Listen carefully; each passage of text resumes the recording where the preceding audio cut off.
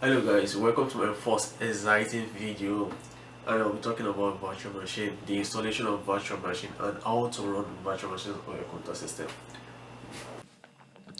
Hello guys, in this video I'll be showing a tutorial on how to install a virtual machine on a Windows computer. Installing a virtual machine on a Windows computer will be making use of a Linux distribution which is Ubuntu.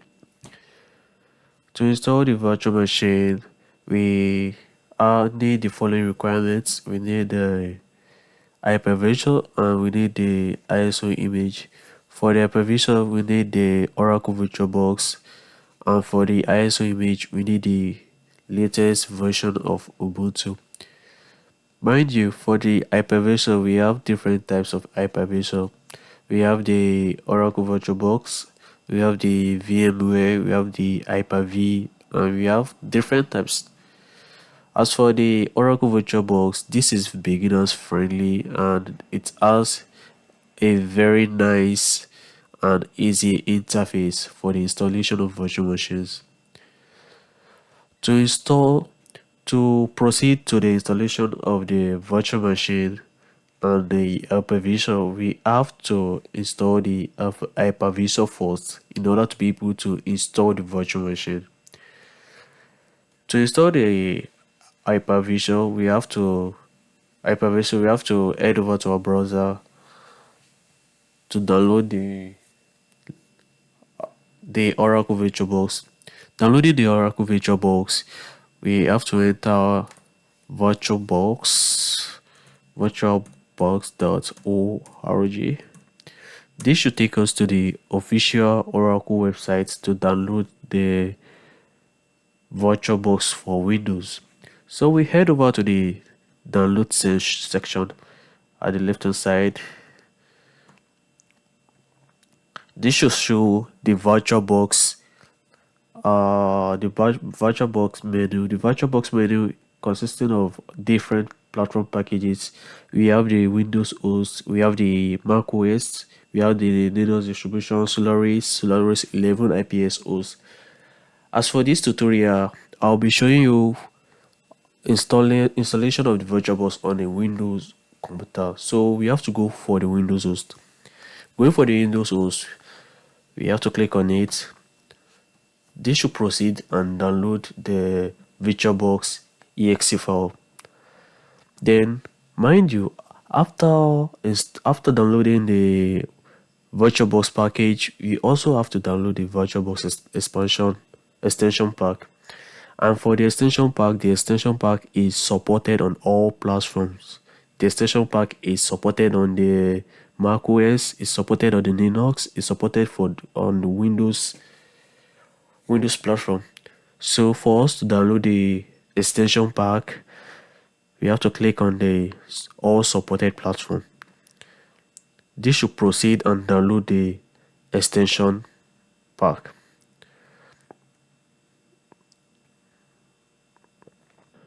Now we have the hypervisor downloaded on our computer system.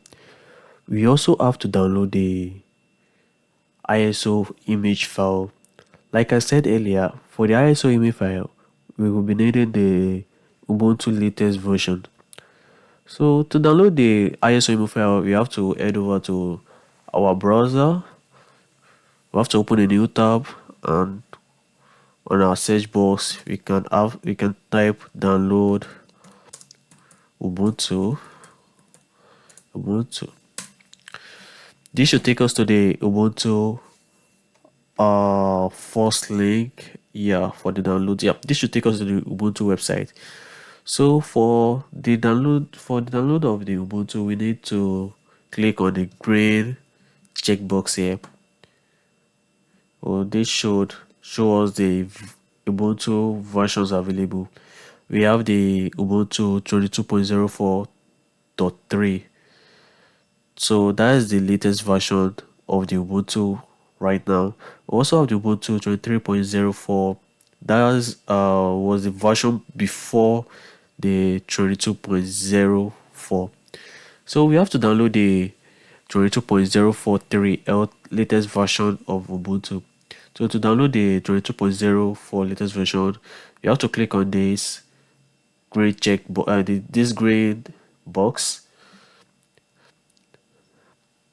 This should take us to another page, and it will definitely show the download in progress. So we have to wait for the file to complete downloading. Now we have our Ubuntu ISO image downloaded and our VirtualBox exe file downloaded. We need to install the VirtualBox to be able to run the Ubuntu ISO file. So to install the VirtualBox, we head over to our File Explorer to install the exe file.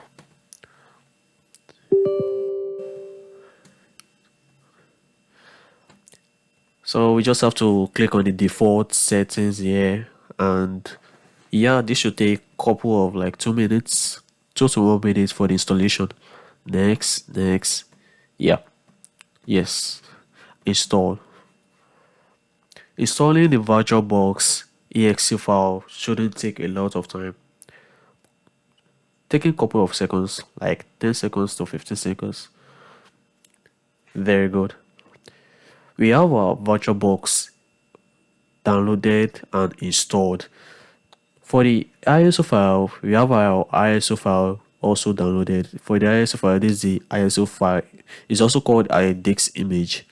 So to proceed to the installation of the Ubuntu ISO image, we have to open the VirtualBox application, also called the VirtualBox Manager. For the VirtualBox Manager, we have an interface here showing the add, new, export preferences, file, machine, help. Literally, I said is users friendly and beginners friendly, and it has a very easy to use interface.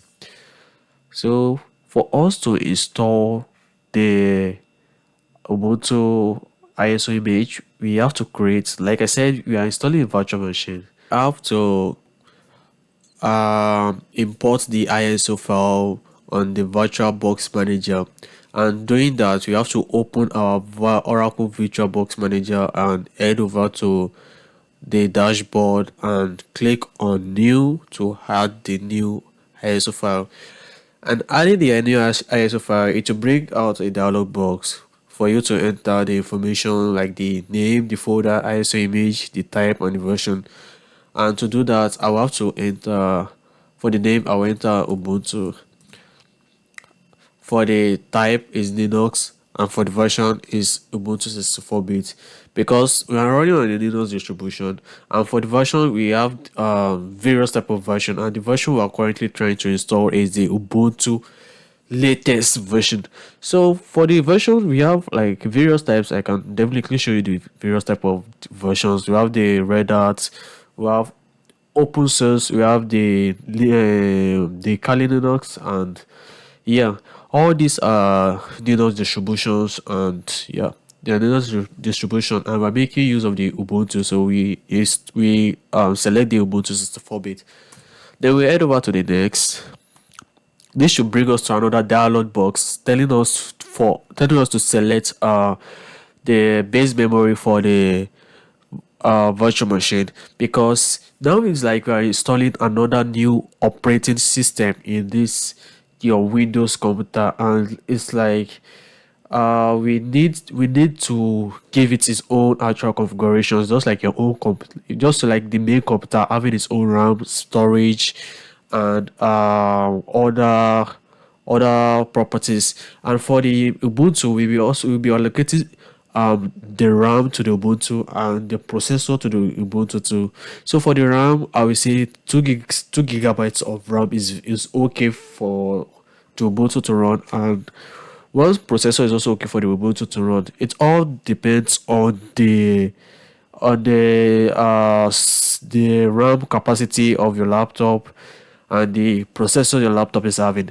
But for my own laptop, I'm having 16 gigs of RAM, and I believe 2 gigs of RAM should be okay for my Ubuntu installation, since this is for a tutorial.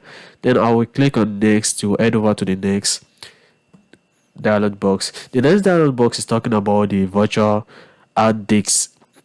virtual hard disks, creating the virtual hard disk for the Ubuntu. Like I said, the Ubuntu is like a new OS, and it's like we're giving it computer properties, RAM, processor, yeah, and now we are trying to give it a storage unit, like a storage capacity for it to be able to store files, datas, and other applications for it to be able to run smoothly. So for creating a virtual disk for this Ubuntu, we need to allocate like some specific amount of space for it, and allocating space for it varies on your own preference.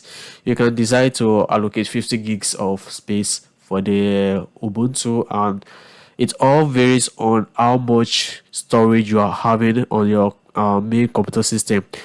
For me, I'm having 500 gigs of SSD storage, and I'll be allocating 30 gigs out of the 500 gig. I know this will not be affecting the remaining storage on my computer system because I still have lots more of storage to run with. So I'll be allocating 30 gigs of space. That is 30 gigs. So the 30 gigs will be serving as the Ubuntu hard disk, like the hard disk for storing information and other basic things like the applications and other informations. Then I'll click on the next. So this should bring the summary of what we've done so far, the summary of the last three download boxes we just encountered. Then the summary is consisting of the name, the OS type, the guess OS type, the hardware, and the disk. And like I would say, like the Ubuntu is like a guest to your main computer. Your computer is the host. Your computer is the one hosting the Ubuntu OS on the Windows OS, and the Windows is the host, and Ubuntu is the guest. Any virtual machine you are currently installing now is the guest, and your computer will always be the main host. Then we click on finish. Clicking on finish should show everything contained in your virtual machine, the general setting, the system setting, the display settings, the storage, the audio, network, USB, shared folder, and description. Now that we have the summary of everything, we need to import the ISO image file into our VirtualBox manager. And importing the ISO image file, we have to go through the settings and head over to storage. And at the storage side, at the right hand side, we see storage devices and we see the attributes. And on the storage device side, we click on the empty disk underneath it, and the empty disk underneath it should bring out a different attribute at the right hand side. It's bringing out a different attribute at the right hand side. It's telling us to select the file part of the ISO file, and selecting the file part of the ISO file, we have to click on the blue disk image, and clicking on the blue disk image should bring out an option, and we can select choose a disk file, and this should take us to the file explorer, and we can select our Ubuntu disk image file. Then you click on open and okay. Now we can go ahead and start our Ubuntu for the installation. Then we click on the start icon. Yeah, this should power up the virtual machine. Now we have our virtual machine getting started, and for us to install the Ubuntu, we have to maneuver the GUI with the arrow direction button, which is the arrow up and arrow down, with also using the enter key. So for the installation, we have to install the try or install the Ubuntu line. So we use our arrow button to maneuver and select the try or install the Ubuntu. Then click on the enter button. This should load up and power up.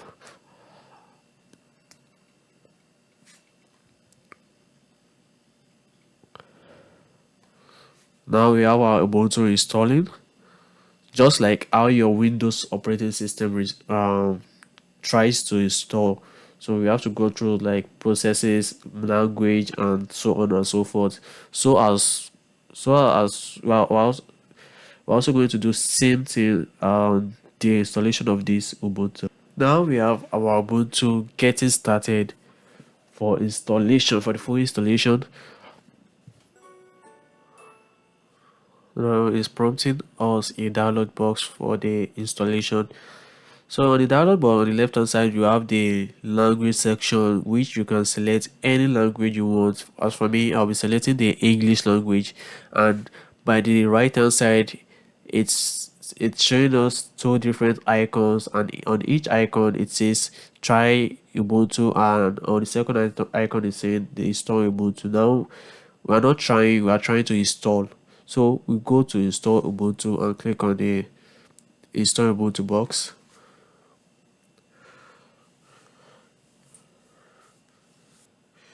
Now it's asking us for the keyboard layout. I prefer we can use the default keyboard layout and click on the continue. You can also select your preference, the all you want, your preferred keyboard layout, and select continue.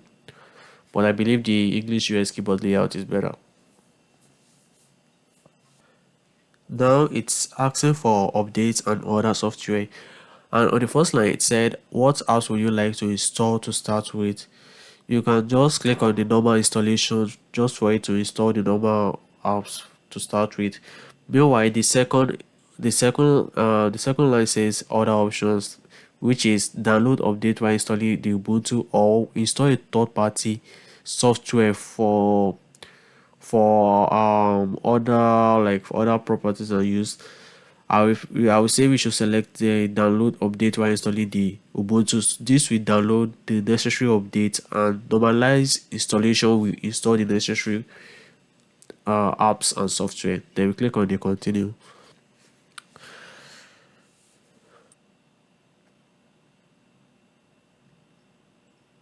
Now it asks for installation type. Erase this and install Ubuntu. And the second option is something else. Like I said, if you can remember, we created a virtual hard disk which was at 30 gigs for the Ubuntu, and it said erase disk and install the Ubuntu.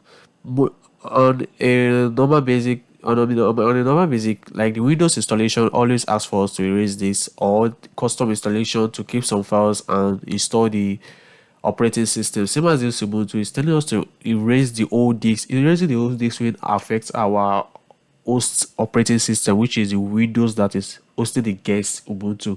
So erasing the disk, we only erase the 30 gigs we set aside for our Ubuntu installation, and it will set it freshly for the virtual disk storage.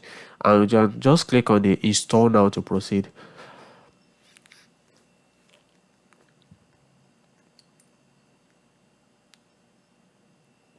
Now we click on continue.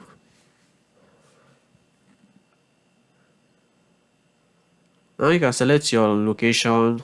I'll be selecting Halifax, then I continue. Currently in Canada.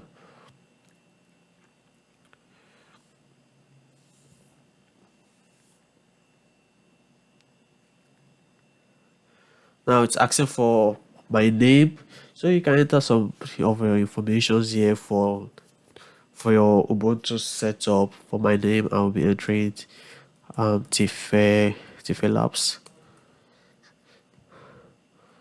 So for my computer name, I can just enter Tife Labs to Tife Labs. Pick a username. Tife Labs is okay. Tife, okay. For the username is lowercase. That was just Tife Labs. You can just choose something easy, something you can easily remember. For the password, I'm entering something called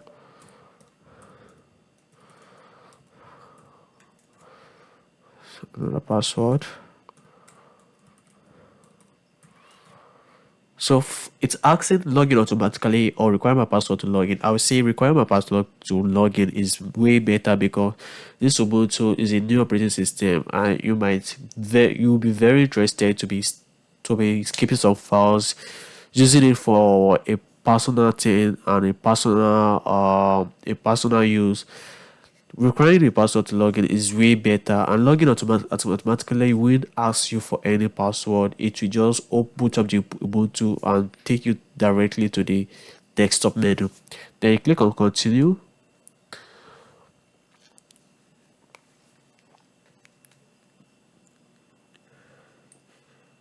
So this should start the full installation.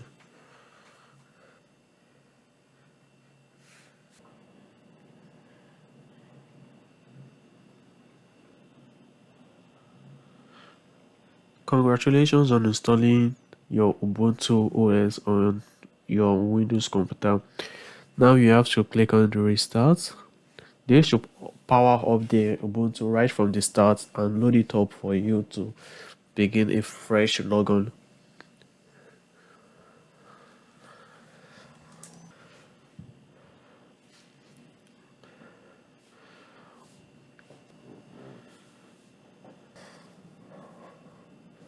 Now we click on the user name so as for us to be able to enter our password.